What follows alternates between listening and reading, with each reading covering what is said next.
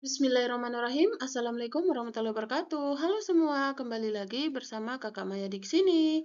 Pada kesempatan kali ini, Kakak kembali akan membahas update soal penata layanan operasional untuk part yang keempat. Tetapi, sebelum kita masuk pada soal, silahkan support channel Kakak dengan cara klik tombol like, subscribe, dan tekan tombol loncengnya yang ada pada pojok kanan bawah video ini, supaya kalian tidak ketinggalan video-video terbaru dari Kakak. Oke teman-teman, selamat menyaksikan.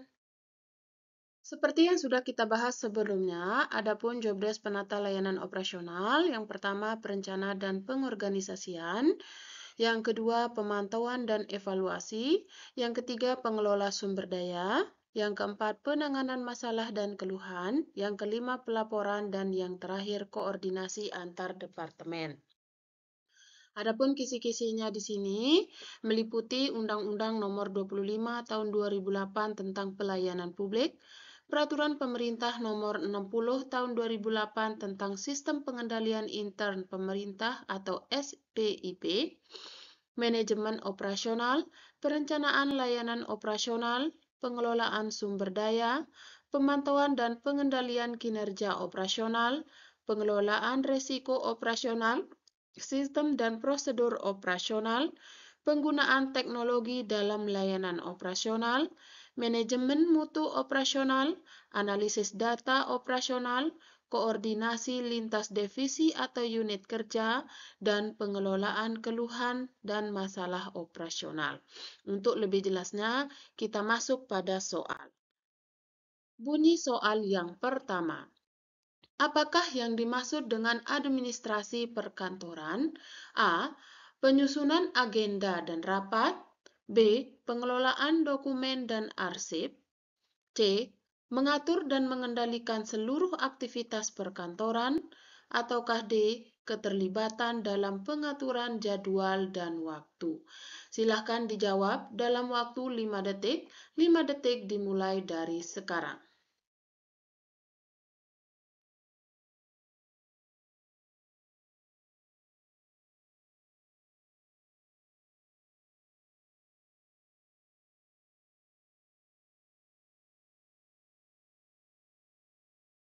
Baiklah, jawaban yang benar adalah opsi C.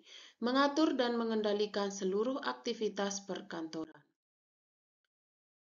Adapun pembahasannya, administrasi perkantoran adalah proses pengaturan dan mengendalikan seluruh aktivitas yang terjadi di kantor untuk mencapai tujuan yang telah ditetapkan.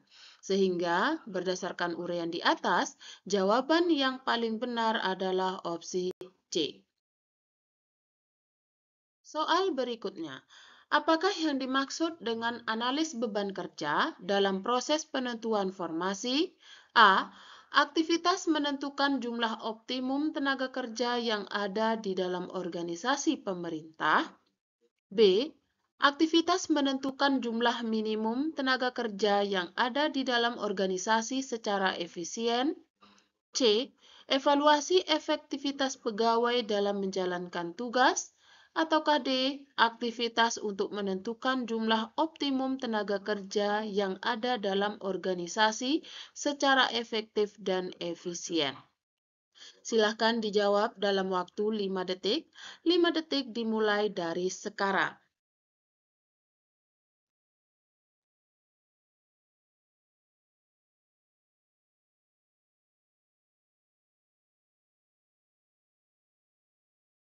Baiklah, jawaban yang benar adalah opsi D.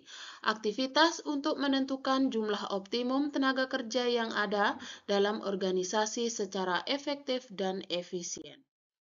Adapun pembahasannya, analis beban kerja merupakan sebuah aktivitas untuk menentukan jumlah optimum tenaga kerja yang ada di dalam organisasi secara efektif dan efisien, atau bisa juga dimaknai sebagai metode yang digunakan untuk menentukan kebutuhan pegawai berdasarkan tugas dan fungsi setiap unit kerja agar pelayanan publik berjalan optimal. Sehingga, berdasarkan uraian di atas, jawaban yang paling tepat adalah opsi D. Kita lanjutkan. Salah satu kompetensi penting bagi seorang penata layanan operasional adalah kemampuan komunikasi. Mengapa hal itu penting? A. Supaya mempermudah melakukan pelayanan sehingga memudahkan menjalin hubungan yang bagus dengan pihak luar. B. Supaya mendapatkan penilaian maksimal dalam bidang pelayanan. C. Untuk menghindari berkomunikasi dengan pihak lain agar tidak terjadi konflik. Ataukah D. Untuk memastikan bahwa setiap pihak dalam operasional dapat memahami tugas dan tanggung jawab mereka. Silahkan dijawab dalam waktu 5 detik. 5 detik dimulai dari sekarang.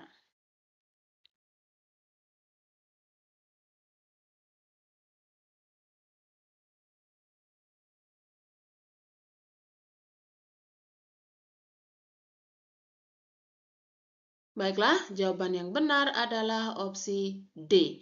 Untuk memastikan bahwa setiap pihak dalam operasional dapat memahami tugas dan tanggung jawab mereka.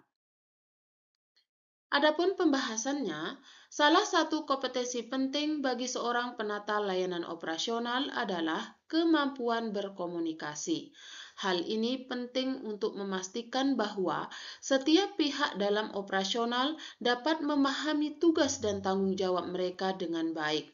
Sehingga berdasarkan uraian di atas, jawaban yang paling tepat adalah opsi D. Soal selanjutnya, dalam formasi penata layanan operasional, penilaian kinerja pegawai dilakukan berdasarkan A. Hasil capaian target individu, B. Jumlah kehadiran harian pegawai, C. Data hasil kerja pegawai, ataukah D. Capaian kerja pegawai. Silakan dijawab dalam waktu 5 detik. 5 detik dimulai dari sekarang.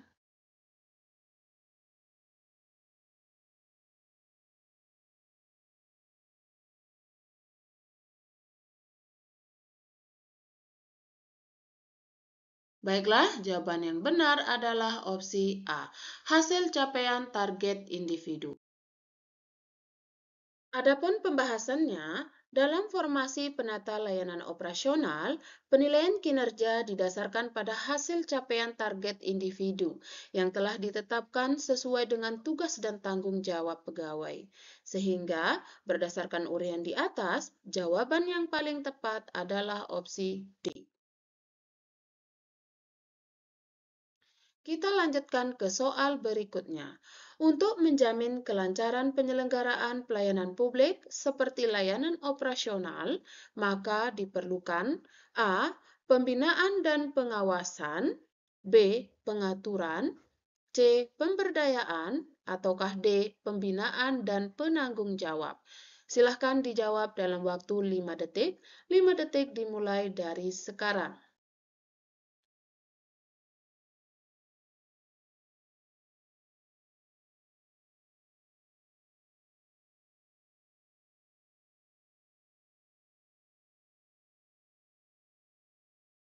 Baiklah, jawaban yang paling tepat adalah opsi D, pembinaan dan penanggung jawab.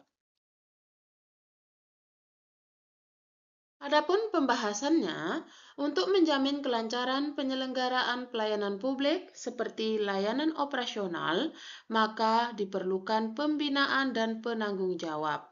Hal ini didasarkan pada Undang-Undang Republik Indonesia Nomor 25 Tahun 2009 tentang Pelayanan Publik Pasal 6. Sehingga berdasarkan uraian di atas, jawaban yang paling tepat adalah opsi D. Oke teman-teman, terima kasih karena sudah menonton video ini sampai selesai. Jika video ini dirasa bermanfaat untuk kalian, silahkan share video ini ke teman-teman kalian supaya manfaatnya tidak berhenti di kalian.